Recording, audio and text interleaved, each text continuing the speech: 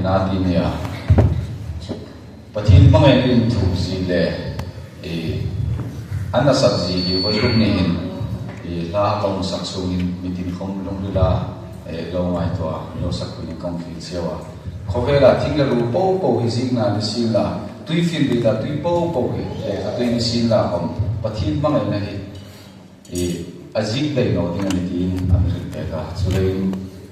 o Hmangainâ abamagde abamagne hi Pathien ro pinin kong thangani hila hi speaker masuna speaker ni ubai Infimate ang thangani bongani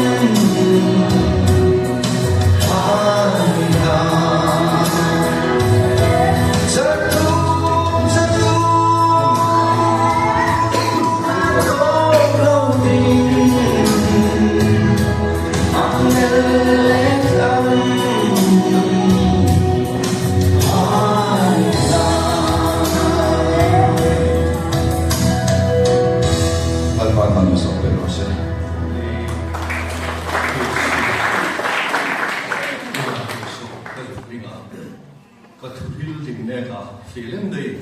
là khăn bằng sắc sơ ba lòng có biết Pathien lâu sống cái gì là Pathien lâu in sẽ là cái chẳng là từ hôm December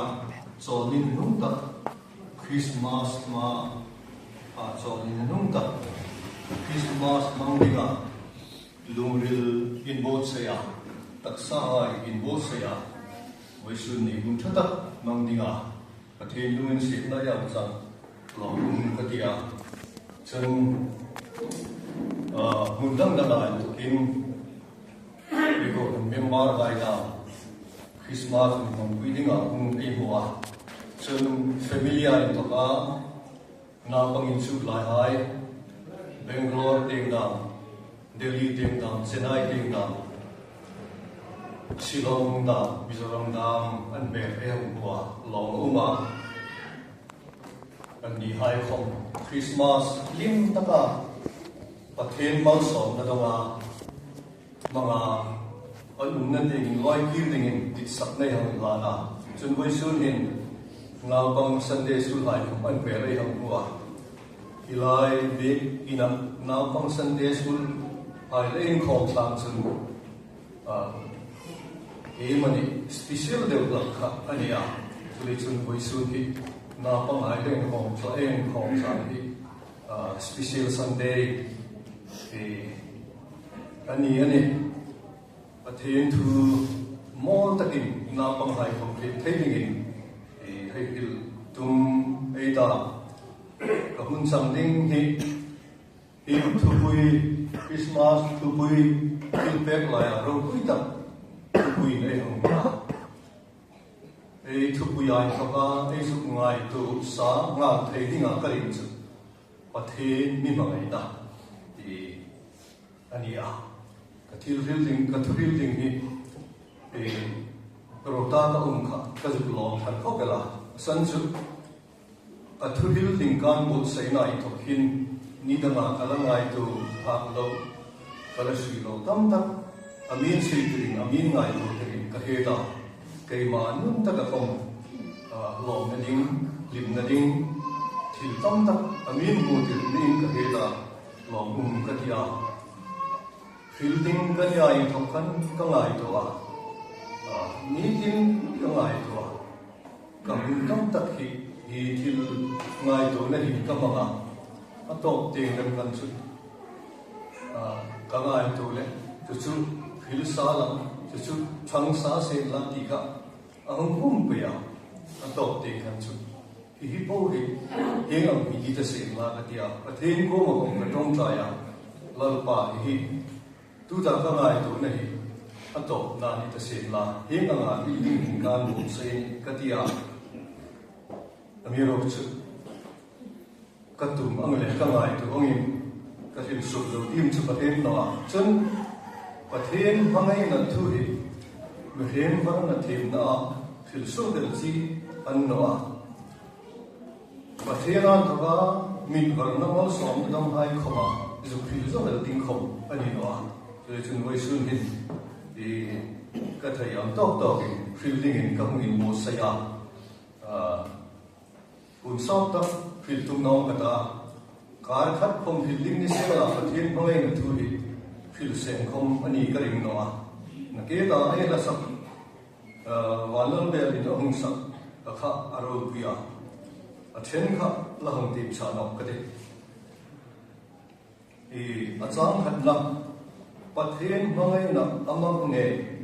zekle hilseng rolling an ma an sang ze sungsia akhum an thu na noi mun from asun hi ei re thiem karinga Pathien Hmangainâ ropi ta Pathien ni sen la ei ni sol hai sandinga noi mun from ta ahum be Misol ring trap lo hai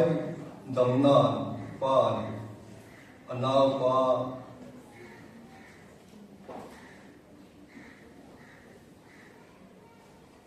Misol ring trap lo hai damnan pan anaw pa pe chun achang to na tak kha la dục tem sa no ka ti tui so le ka tui ni sen van ki le ka pon lo ni sen thing le lo ai ze na ni sen mi po po ze tu nin la Pathien Hmangainâ ze dingin en khom hun to no ni tui so de tong he ga ti van khomin to no ni atia kangai to I ba buk tu pa hin Pathien Hmangainâ hi alova ngai to fukin alova muin thu o katia chule chun tu kum Christmas e ham ding hi a team a to be singing Christmas Pathien ata lang le Christmas til tum man fudingin a rangin lungril le saram tak sa kom a bo sa in la in no mani le Pathien tu tak team lang ta lang in no mai team na in a sun so mai de amasa taka Genesis bungkat sang som di pasari. Imagine. Sun Pathienin aini ang buin, aini ang takin mihim semin la. Anni su tuifin rita ngachumada, sumleng pate chumada, ran chumada, noi chumpo povale, tilring noya vaka lon po chumada. Thu in nei creative ata somsun Pathienin ama angbuin yuhem asema Pathien angbuin ngein ani ase pasalle numai asema sun bumni sang sarina sun lapa Pathienin noya pilgutin yuhem asema adnara sun himna thok su an thok luta Somsun miring ahung nita ilai atul angin hung som dingani tim ta su tim no probeta tim no robel dingani thupui sansin cha han hung thum sang som pasai som pare temai de conductor in hung team ta agent tu khom kan hung team ta coming hung team ka ta ka thuril sum khom ka tu sun ka hung team no pe dingane Pathienin khovel amangai en ema chunai chun ana panai sum su apega ama su tu khom aring da pot su anbo mong no Satuna ringna anne lem na dingin khovel them no insang dingin Pathienin anapa khovel atir no khovel ama laya annam le na dingin atir anilem tu khom ama ring chu them lo sangin no ni hai tu khom aring no tu ta in thokin them lo sangin ma lai Pathien na panai sun hing unring no line Pathienin matuta etim hai malmi som de rose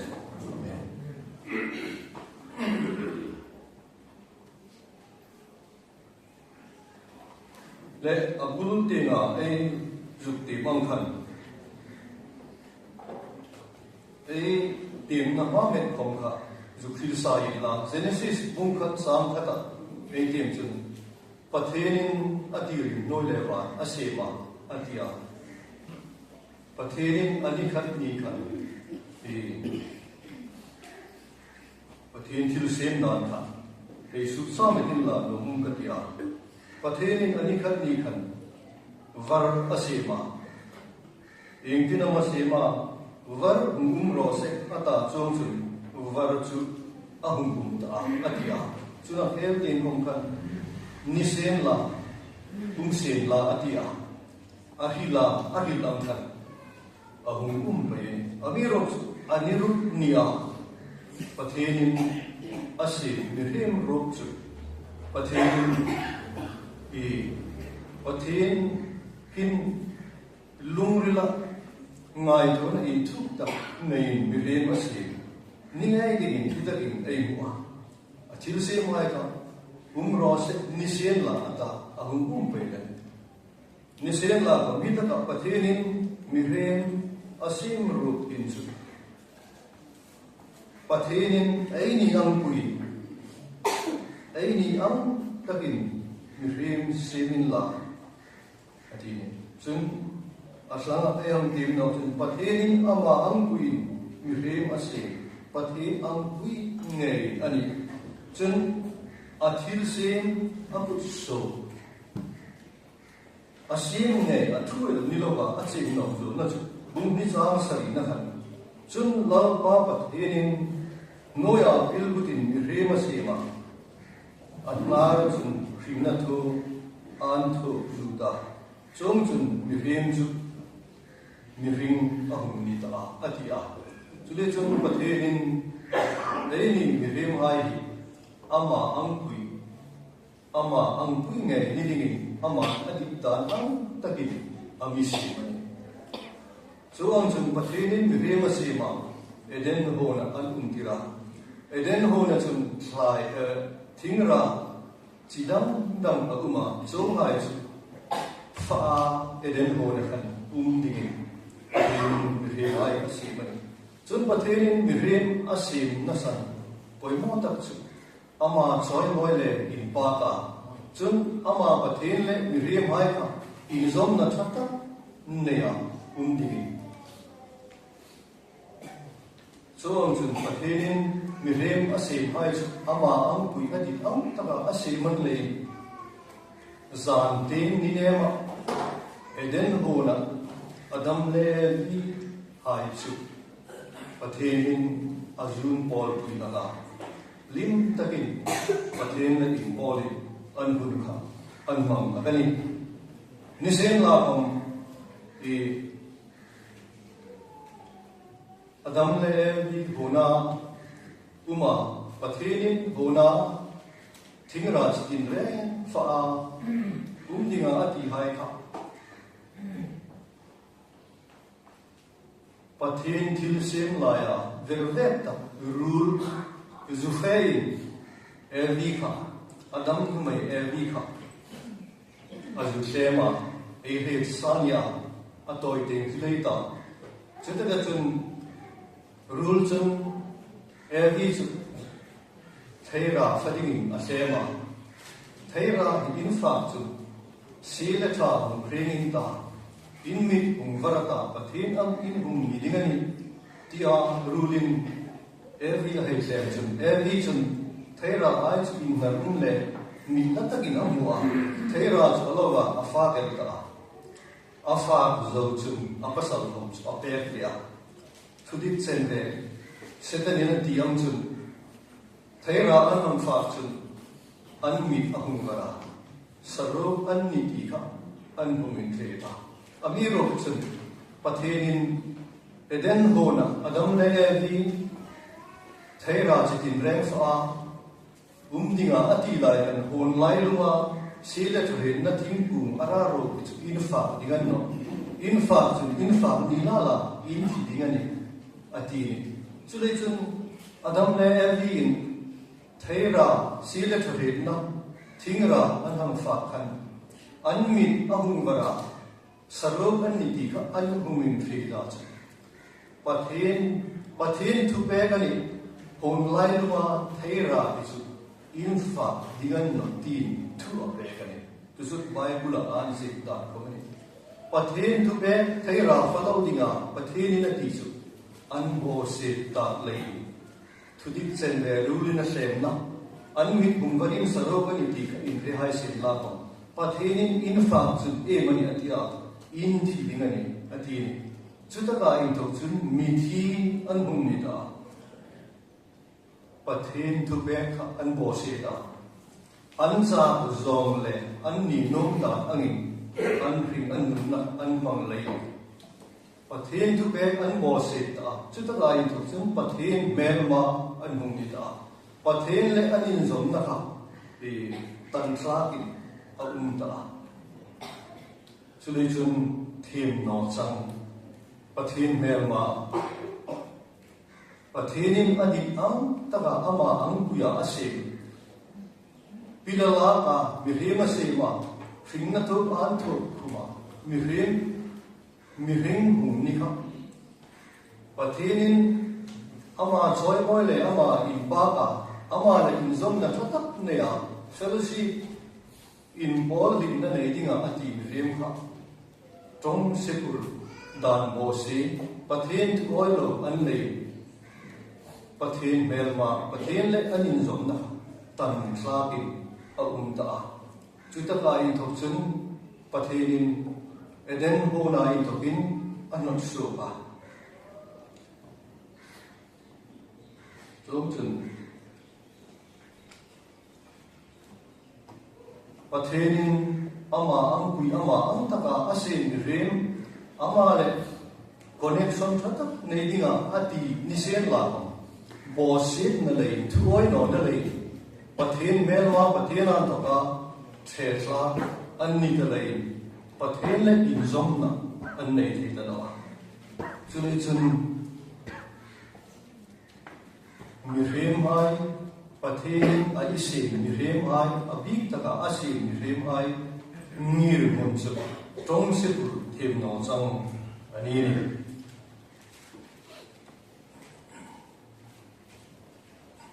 tong se pur them no chang Bible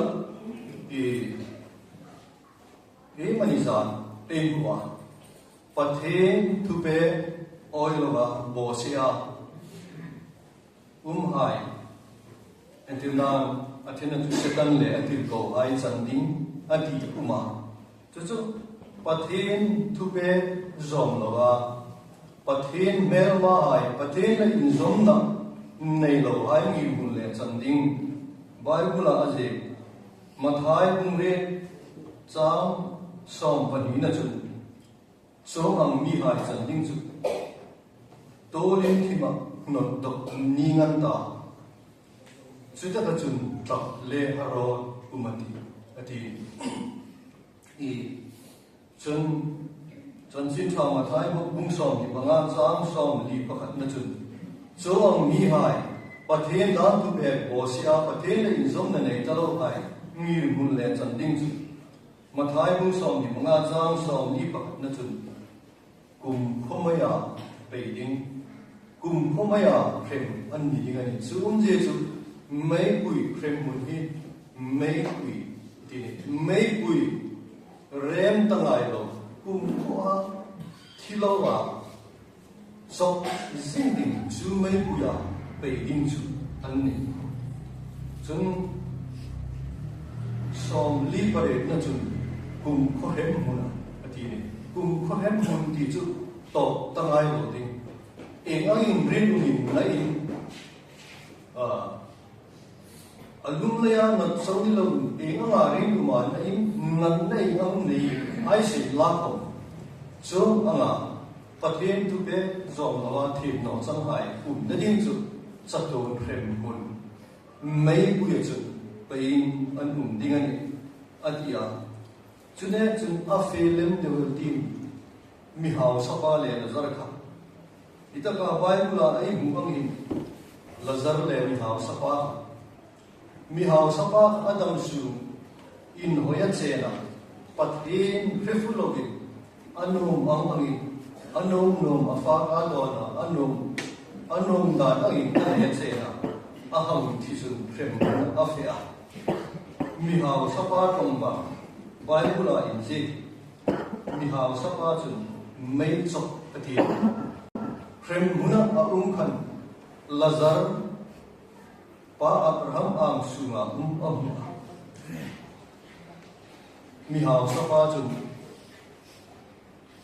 pa Abraham ko ange Lazarin abu ta tui in si sen la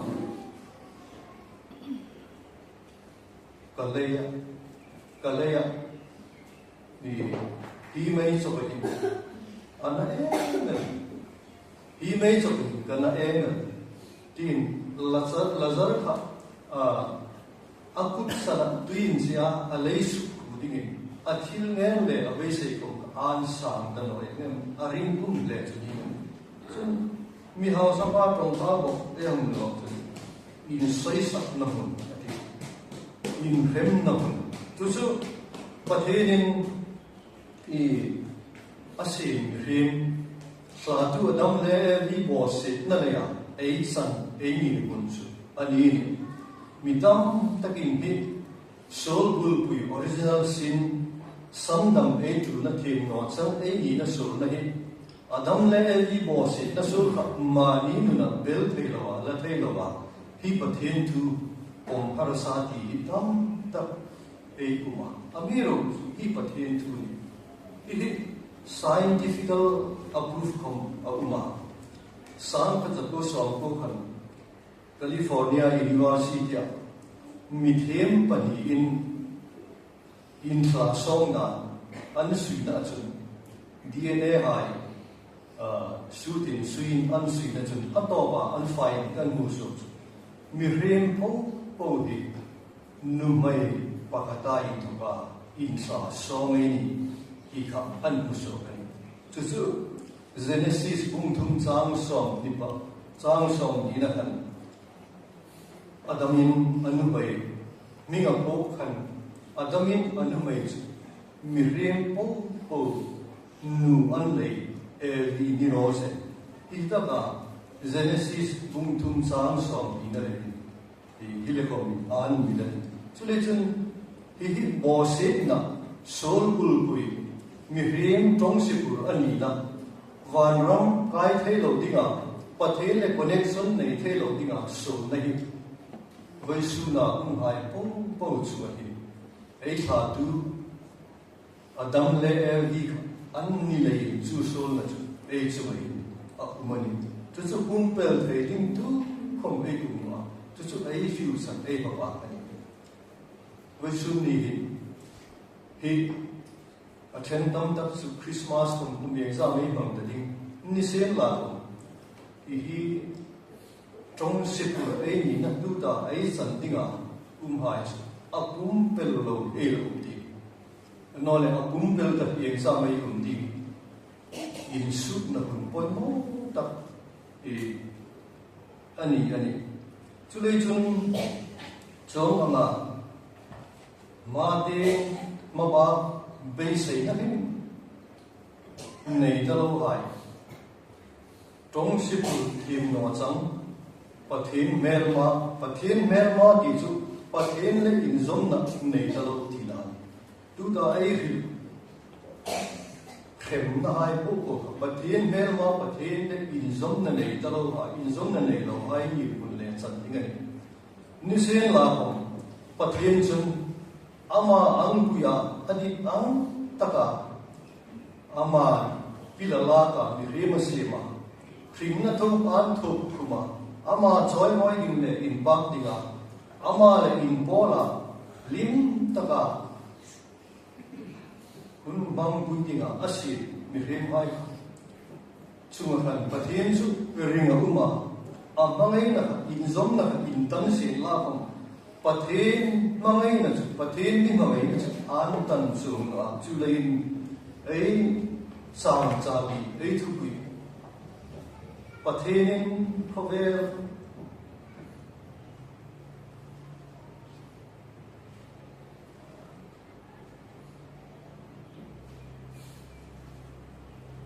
Pathien khovel amang e ma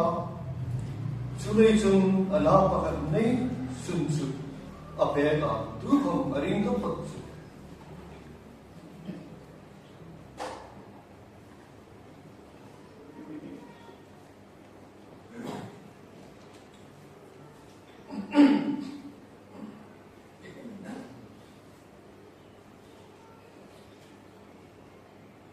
aring ta pot su an bo mang no sa to na ring na an nei le na digin su le chun su mang ni lu si ta ka ni la Pathien mi ma mai na chu tan bong in ka no amen su ama boral na ma ka kun hai chu Pathien anam nei su Isu Krista ni misol hai in sandingin ahung tiga amihung peka FSC bungkat sang rukatun Pathien atit tak asloni ami pe ani atini chule chun song ang loma misol thiên nó trong trong sipur ni in la hong mi maya mi bo ohin mi bo boral lo thiên sang ai um thei na ninga Pathien ana banai sum ami pe til be lai po ba ro wi tak ani Amen. til be lai po ba ro wi tak chom ni lo min til be lai po ba ro wi tak Isu Krista hi Wisun hin Isu hi Pathien na pa ani eidia Isu hi Pathien na pa ani lein Pathien noi meta undi e lo ngai lo ya chu an no Pathien ang na ya Pathien ang ya authority thu nei da chung nung na thi ho na nei ani Isai bungru sang khat na kha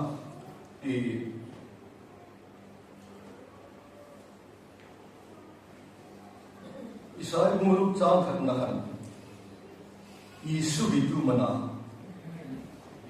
Isai in larna amwa lalpa su lalthum pa insan taka thum kamwa asil fe morin fol sun big in su asuk sik tabonga akola chun serafim hai aniga slaparu annai senga antla panijun anmai anin kuma panijun ankepa hai anin kuma panijun angonga chun ni pui hai lalpa chu atheng lime noi kum pui aro pui nan asipa in anin khe tu a hi Pathien ani hi thil pe lai po wa ro pui tam Pathien a ipe Pathien na pa angir hun le wana angir hun le wana angel hai le wana mi thing lim hai an choi sang na le an choi moi da tu le chen Isu Krista Pathien ami pe Isu Krista hi Pathien ne ga in noi met Pathien noi me ga mi an no Pathien ang puyen tu le chen chu Pathien ei sol hai in san na dinga ami hung pe asona ami pe aro puyen hine ga thil pe ro puile a no chun aro pui zo ni lo min thil pe lai po wa lu ta ka ni Naketa Vanlalbel in class misol ring club lo hai ta ni pan anaw pa pe misol ring club lo naketa ai zu ai ko ma ei san ding bai sai na hin nei ta lo ai bor na ha ma khem ha ba kumel ta hai misan so ding Pathien anaw pa a pe ani chu Isu Krista Pathien ai so sandam na dinga ang pe atu ani hine ka ai ta dinga thillu no ami pe Isu Krista ko hi ama ne ka thillu noi le ba na no ama ne ka ro hi noi le ba na no chun thil pe lai ko wa isang ta the Amplified New Testament commentary chun the highest gift atia chum je thil pe lai po wa chum ta ani naketa aiti pangkhan lal chum a in chum Isu Krista hi chum ta lal chum a in chum noi le wa thunai na po nei thu ani chu Pathien ai so hai in san ding ami bu pe ani ni chule chum Christmas hi ai diam than mundang da ngai to khomin na bang hai ko man huma ke ni hom kan su ko kan ti ma ano le midam dang kon e bunga ai board se ya hol hai ai bola program hai ai si ma acha hi mal som na ai tum na dinga ai board se abi ro chu hi hin to no sin la hi hial hi an no Christmas ai ngai to le every din le Christmas thil tum tak chu Pathien mi mangai na in sa se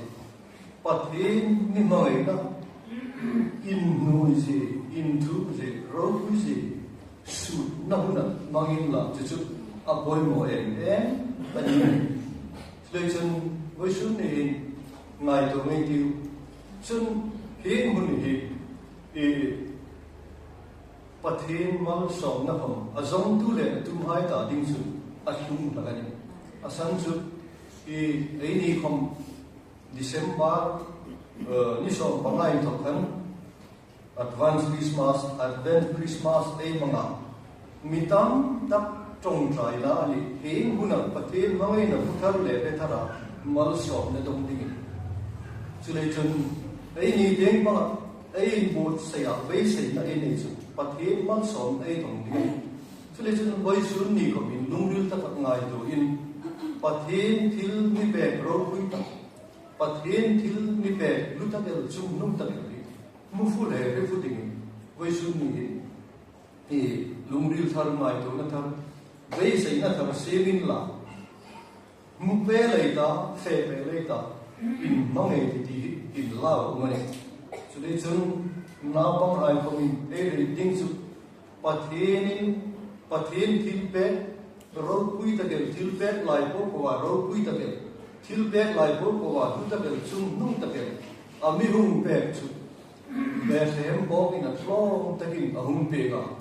chu a pe na ni chu Christmas eightia chu le chun kum tin in ni ei set ka kan Christmas he a lo me no ko pe Pathien thil pe lai po ko wa ro pui ta ei ni mi so ring klak ta lo hai mi hung pe ape ngani Christmas ni ani Christmas hong ni ei chang ta do wa pa na a chang chu ei ni ne kin vai hai nan lu sak le ma man ta ding decoration hai an to a kolai hang se chun dor kai hai la ni na sa an thon mi ro sun ni ro hi Christmas hum si an ri ha non chu le chun milam be ro yan di Christmas e mana Christmas a Pathien thil tum e mana Christmas hi Pathien practical a mi ma ngai na asuk lang na anaw nei sun adita atlona a mi pe ape na ni ti hi ngai ro tharin la e long ne ani ni chun e Pathien thil pe lai po ko wa ro ta a mi pe ahil tumle itaka arasu to iki point pathum ei hilsai la no katia chu e song sun e hilsom tum ningani ei Bible sang bok hi e acha amoya e kita ni the applied New Testament commentary chun hi Pathien ko ve la no e ma chu le chun ana pa nei sun su apeka tu ko mari to ko an mo bang na chatu na hin na ne hi san chin cha to ithia a hil fi na ani atia anti ko pelin ka he da san chin cha hi chan chin cha in chan na Pathien ami pamaya anaw nei sun ei ni bisol a in san dinga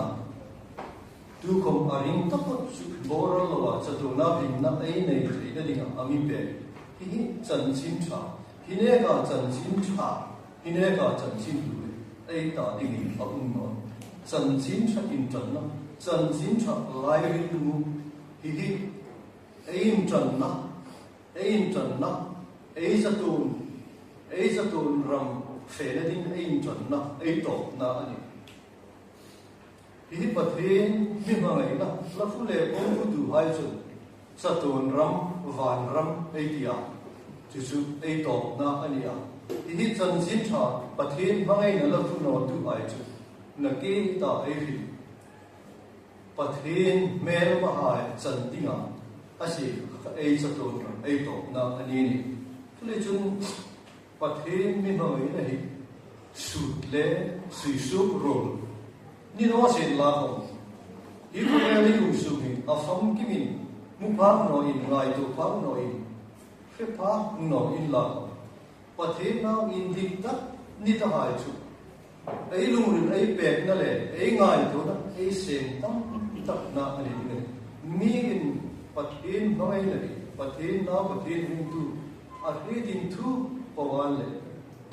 chu ta ka chun a ring na sen ka le su pra di na uma chu ta ka chun anu na ha dam na lim na lom na mang som na a ring na ni I ka ngai to a I ka ngai to lai thil ka ngai to ka chu internal India ra mahin government of India a uma government of Assam government of Manipur atama uma ka zu ngai to a Pathien ro rel na le Pathien in Hmangainâ ka mi hai en ko le government of universal khovel sarkar katia khovel sarkar headquarter chu noi le va headquarter chu va khiania va lekin a ro rel tu ta a president na mai ding a prime minister na mai ding na ke ta isai in la na mu Pathien kha athuma noi le vana ro arela khovel sarkari en chu ministry tamata environment ministry ma animal husbandry ma social welfare ma atama ma chu ministry tam tak lai chu khovel ko bi environment ko ma ministry tam tak ma amiro chu lai chu sarkar hin ngai koi mo ki khomane khovel sarkar headquarter prime minister and president Pathien angai koi mo ta chu ati same lai ko khovel hin tui khoma sema ai re ta ni ai chu ta ni khovel di mun thu ba thea mun khati khomo ni chawni adam bo tuyani andia khovel le tam tui auma khovel in ram ma thil ring ran no ma chulai pom po van sarkari angai poi mo ta chu ei ni mihrim hai ei ni tiram Pathien ro rel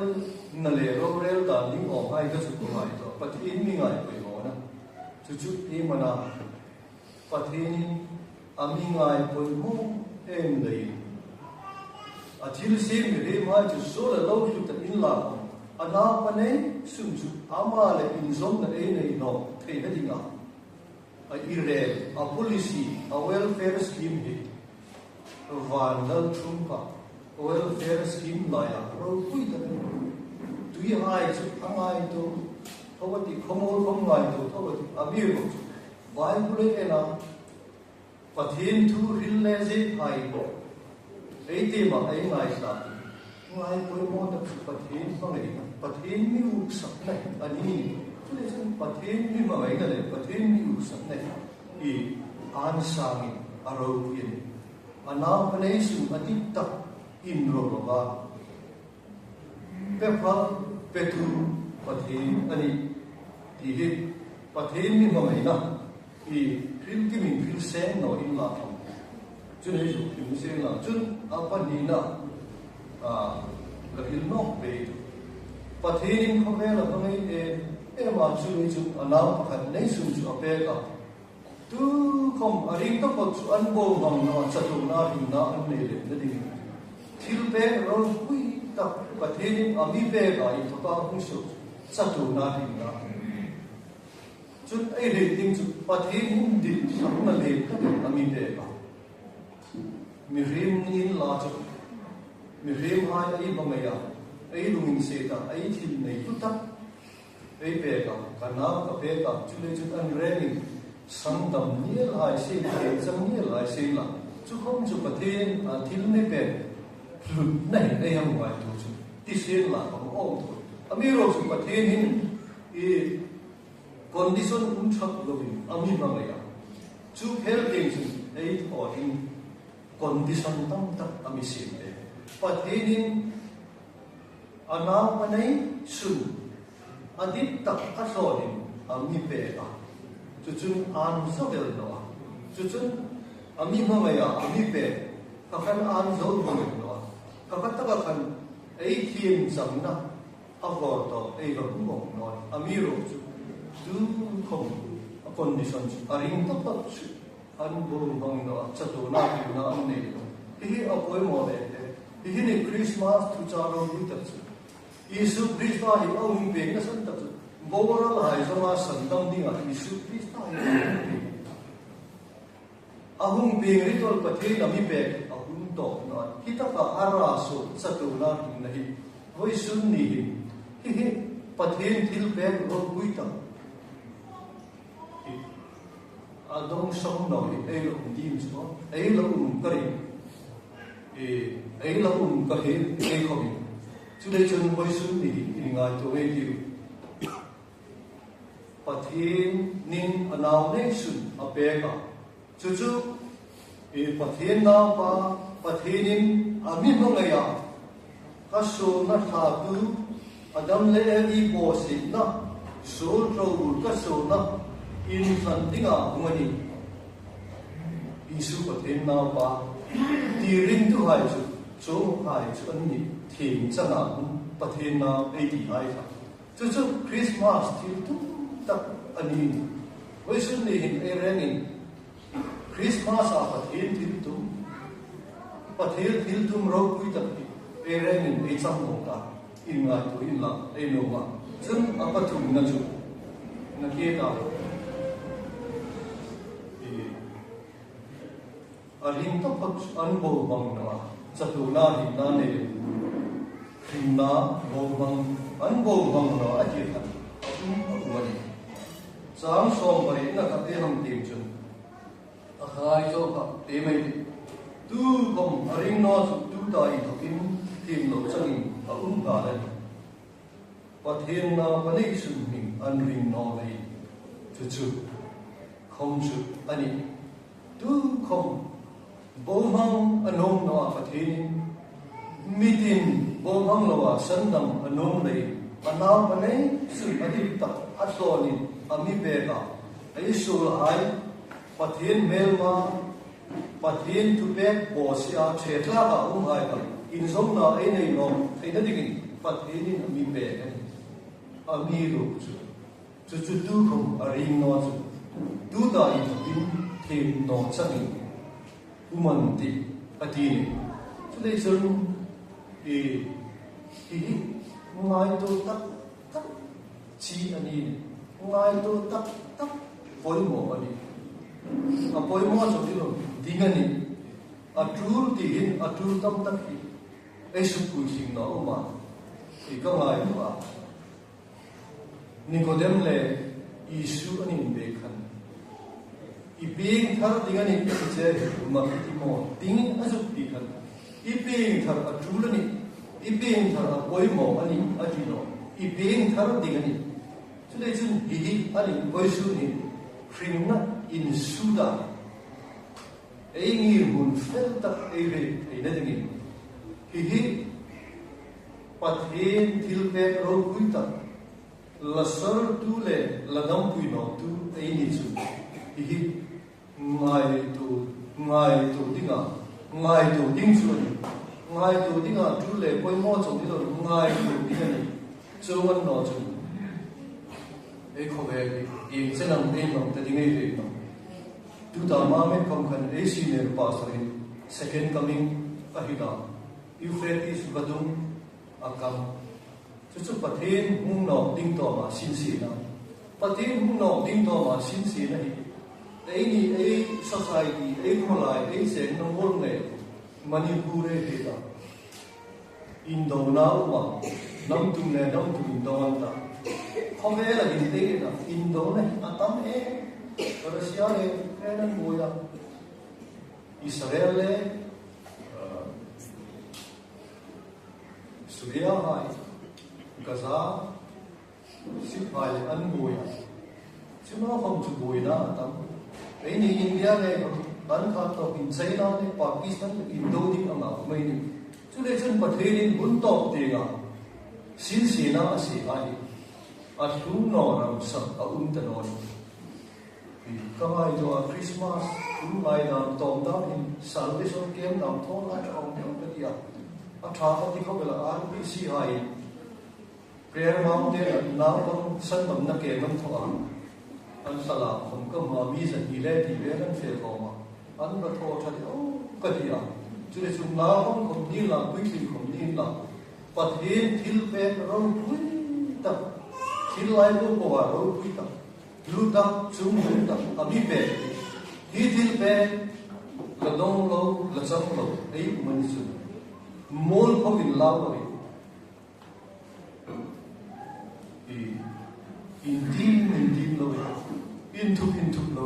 in dim ma in tu pa frem guna fe le ki mol ko wa tu le mol ko ka nhiều số cả in phim gì ở chủ đây này cho nên chúng với số hình phim nó phép tập là mấy lâu cũng cầu hình số một là mấy lâu hay mà dần là gì nó mà mình không ấy tụ nào này số đi tập ta thì là cứ tập in lâu mình phải tu vào mình mà vậy là phải thêm lâu cũng phải dần hình chung sẽ đi cái điều gì làm tác nó đi ngoài tụ in là lung ril thal se mai tiu le chung Christmas e fa adona len khoba in zoel lovin Pathien mi mai na in thuk dak le Pathien mi san nam na ro kita than ta ga huwa mal som na dong dingin Pathienin athu mal mi som be ro se le kon doctor kan un top sen no ni pe ta